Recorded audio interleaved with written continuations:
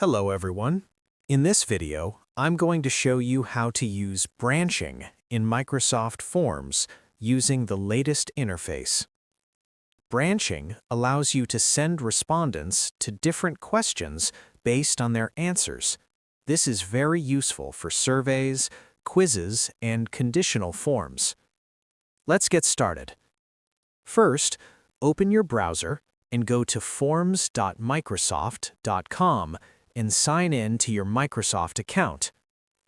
Open an existing form or click New Form to create one. Add your questions as usual.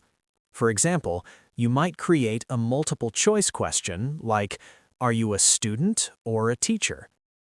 Add the answer options, such as student and teacher. Now, to set up branching, click on the three dots in the top right corner of the form editor. From the drop-down menu, select Branching. You will now see a branching panel showing all your questions. Under each answer option, you can choose where the respondent should go next.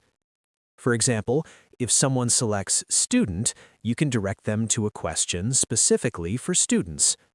If someone selects Teacher, you can send them to a different question. You can also choose End of the form if you want the survey to finish after a specific answer.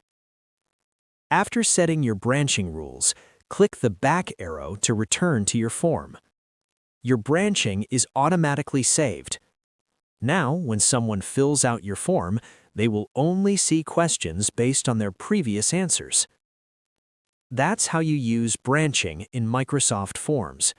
If this video helped you, don't forget to like and subscribe for more updated tutorials. Thanks for watching.